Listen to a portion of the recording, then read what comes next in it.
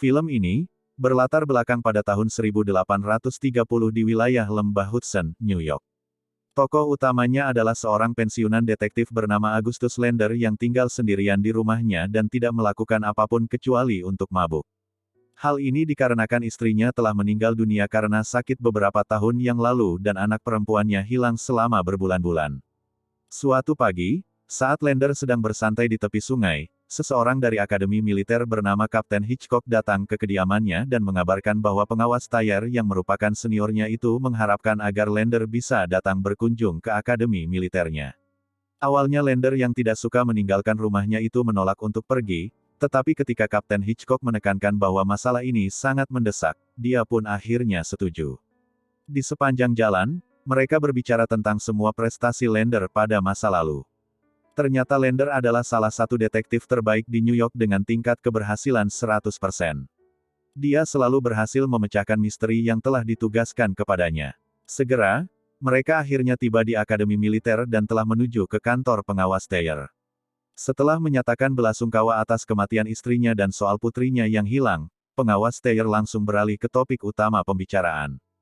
Pengawas Thayer mengatakan bahwa ada salah satu kadet mereka yang ditemukan tewas. Kadet itu adalah taruna tahun kedua yang berasal dari Kentucky bernama Leroy Fry.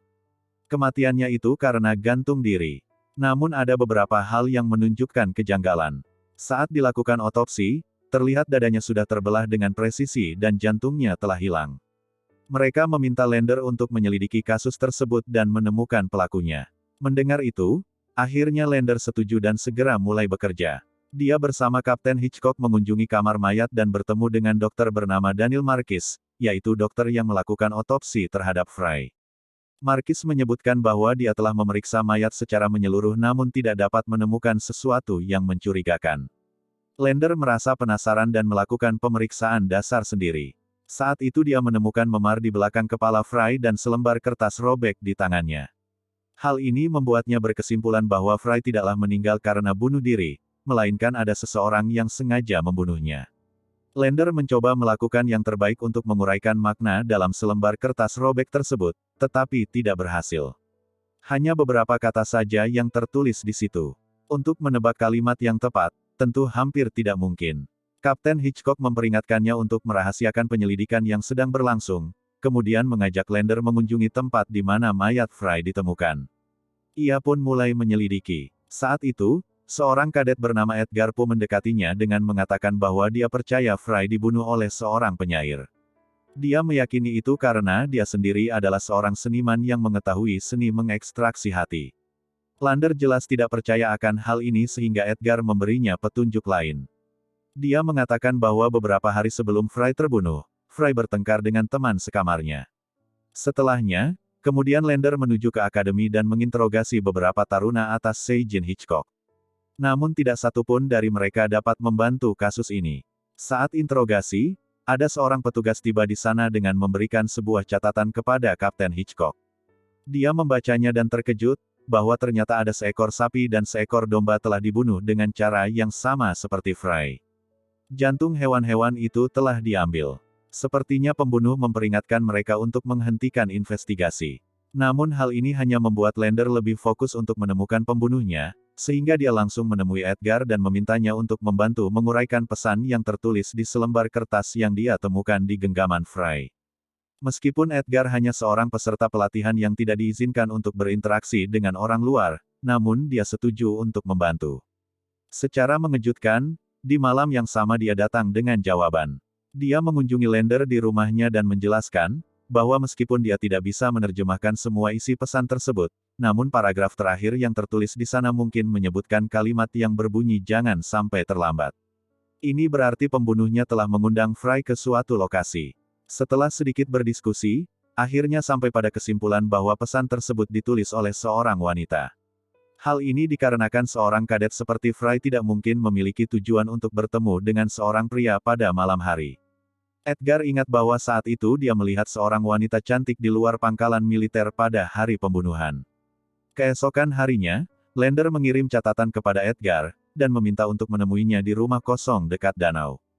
Tanpa membuang waktu, Edgar tiba di sana dan menemukan Lander sedang memeriksa rumah tua yang ditinggalkan. Di dalamnya, Ia melihat lingkaran dan segitiga yang digambar di lantai, dan berasumsi bahwa seseorang melakukan ritual di sana. Lander menyebutkan bahwa orang yang melakukan ritual, sepertinya menempatkan hati milik Fry di antara simbol itu dan melakukan pemujaan. Untuk mempelajari lebih lanjut tentang ilmu hitam, Lander membawa Edgar bertemu dengan salah satu teman istimewanya bernama Pepe yang merupakan seorang ahli dengan simbol-simbol seperti itu. Lander menunjukkan diagram yang telah digambarnya kepada Pepe. Diketahui bahwa simbol itu adalah lingkaran sihir. Ritual tersebut dimaksudkan untuk menjadikan hidup abadi. Dia juga menyebutkan bahwa untuk melakukannya, seseorang membutuhkan hati dari seorang anak yang dibaptis, dan hati dari salah satu orang yang meninggal karena digantung. Mendengar semuanya, Lander meminta Edgar untuk menyusup diam-diam di antara kadet, dan mencari tahu siapa orang yang mempunyai hubungan dengan ritual okultisme seperti itu. Edgar setuju dan mulai mencari cara untuk menemukan jawaban.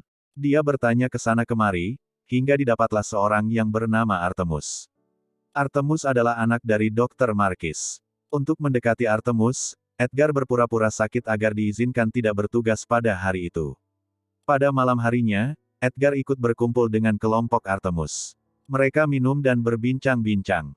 Saat itu terselip isi pembicaraan tentang bunuh dirinya Fry. Penyebabnya diperkirakan karena Fry frustasi akibat cintanya ditolak oleh adik Artemus. Setelah berhari-hari dilakukan otopsi, akhirnya mayat Fry dimakamkan esoknya. Ibu Fry menemui Lander dan memberikan buku harian milik Fry. Ibunya menyebutkan bahwa mungkin semua bukti ada di buku harian tersebut. Namun sayangnya isi buku itu ditulis dalam bahasa kriptografi dan dia tidak mengerti. Saat hendak pulang ke rumah, Lander bertemu dengan Dr. Markis bersama istrinya. Dia memberitahu kepada mereka, bahwa dia tidak akan berhenti sampai dia menemukan pembunuhnya dan menghukumnya. Edgar semakin akrab dengan Artemus hingga diundang datang ke rumahnya. Itu kesempatan yang bagus untuk mencari tahu informasi soal Artemus lebih dalam. Namun perhatiannya teralihkan saat mendengar Lea bermain piano. Karena dia juga seorang seniman, maka dia pun tertarik ketika melihat Lea. Dan saat itu Edgar mengundang Lea untuk menemuinya di luar. Lea pun menyetujui ajakan tersebut. Hari berikutnya, Edgar dan Lea bertemu di sebuah pemakaman.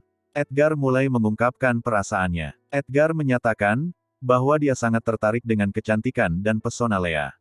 Namun tiba-tiba saja Lea kejang dan jatuh ke tanah, untungnya dia segera pulih dan Edgar menemaninya kembali ke rumah. Sementara itu, Lander merobek kertas-kertas dari buku harian pribadi Fry dan berhasil mengekstrak beberapa informasi darinya. Di malam hari, saat Edgar sedang bekerja, tiba-tiba, Bellinger menyerangnya dari belakang dan memukulinya tanpa ampun. Tapi untungnya Lander tiba di sana tepat pada waktunya, dan menyelamatkan Edgar sebelum dia terbunuh. Keesokan harinya, Lander mendapat kabar buruk. Bellinger tiba-tiba hilang. Mereka mencari, sampai akhirnya ditemukanlah tubuh Bellinger tergantung di hutan dengan jantungnya yang telah diambil. Namun kali ini Dr. Markis melihat bahwa eksekusinya berbeda dengan Fry. Sepertinya orang yang mengambil jantungnya berbeda dengan yang ada dalam kasus Fry. Pembedahan dadanya tidak tepat dan seakurat seperti yang ditemukan pada tubuh Fry. Mendengar hal ini, para pejabat tinggi militer menjadi marah dan mereka meminta Lander untuk menyelesaikan kasus ini sesegera mungkin. Sebagai permulaan, mereka ingin Lander menginterogasi Edgar, karena dia adalah orang yang paling misterius dan bahkan dia pernah berniat membunuh Bellinger saat terjadi perkelahian waktu itu. Kapten Hitchcock mencurigai bahwa Edgar lah yang juga membunuh Fry. Kenyataan tentang Edgar yang pernah bilang bahwa tidak mengenal Fry adalah bohong. Dia bahkan pernah berkelahi dengan Fry. Hal ini mengejutkan Lander. Sebagai rekannya, dia tidak pernah mendengar tentang semua ini dari Edgar. Lander akhirnya pergi menemui Edgar. Lander menanyakan apakah Edgar menyembunyikan sesuatu. Namun Edgar menegaskan bahwa perkelahiannya dengan mereka itu, karena mereka terus-menerus mengganggunya. Dia berkata, jika dia bermaksud membunuh orang yang mengganggu dan bermasalah dengannya, akan ada lebih dari selusin orang yang meninggal. Melihat wajah Edgar yang polos dan terus terang, Lander akhirnya yakin dan percaya, sehingga dia berjalan pergi tanpa menanyakan apapun lagi.